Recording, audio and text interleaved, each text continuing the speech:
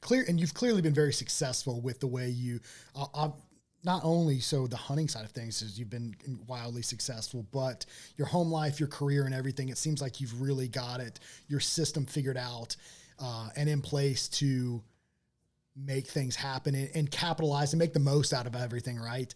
I know when it comes to, especially the bow hunting side of things, especially when you're new to it, it's easy to get wrapped up in just hunt, and not really have any priorities. Right. And that's what we're talking about today.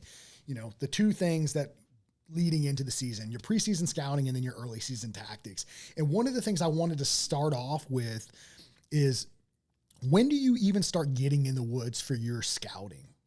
Okay, so this might be a little bit of different perspective, and people have different definitions of preseason as well.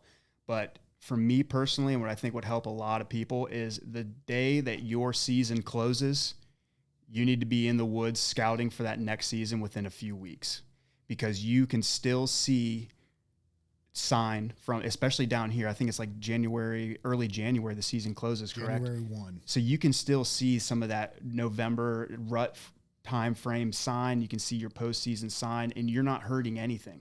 Your physical presence in the woods is way more critical than what people realize. So the sooner after the season is over and you can get in there and you can start putting some pins down and refining what you did that whole season, because it's still fresh in your mind. You're like, oh yeah, I sat here, but I didn't get the results I wanted. Why? Go in there, figure it out. Change your tactics a little bit. Maybe you need new access. Maybe you should have been set up somewhere different. But that postseason scouting for me is critical. But that's not always the case. Some people are traveling, like they go out of state, they want to do some summer season scouting and stuff. But that information is the most applicable to change before the season comes, if that makes sense. Yeah, absolutely. I understand that some people get pigeonholed and they gotta work with what they have. And I've been there. I'm still like that every single season. But just to line out the ideal situation, scouting in the January, February, March timeframe, especially like around here, that's what I would be doing. Up north in Ohio, I can hunt till February 5th.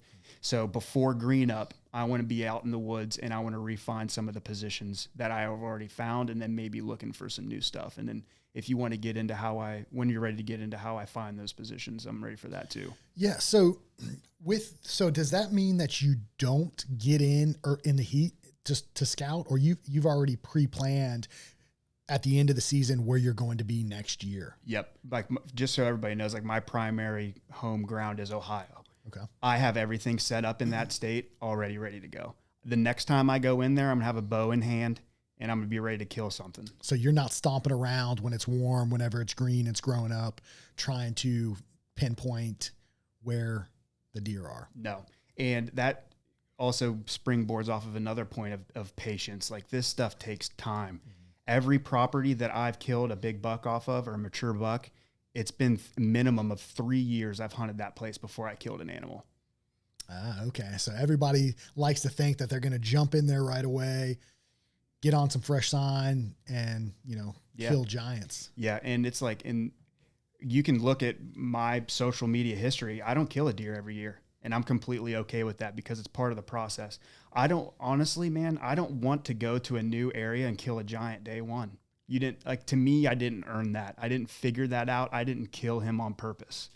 I want that history. I want to know the land and know what's going on. I want it to feel purposeful and not be lucky, even though a large portion of hunting involves luck. Right. But just in my mind, that's my personal thought process on that too. So you killed a good deer in November of 2023, this past year. Yep. And that was in Ohio? Yes. So, and I was going back actually a little bit and looking at your social media today and reading just to get a little bit of insight. So you didn't kill a deer in 2022 like you were talking about. So you'd had eyes on this particular deer that you were chasing for 3 years. 3 years. And you've continuously pursued that one particular deer. So yeah, going into the season and going into my preseason scouting and stuff. So I have my boots on, like, ideally, this doesn't always happen. I make my excursions in the summer months to pick out some new spots. I'm always looking for that next property too. You can't, if you're relying on one or two properties, your success rate's going to show.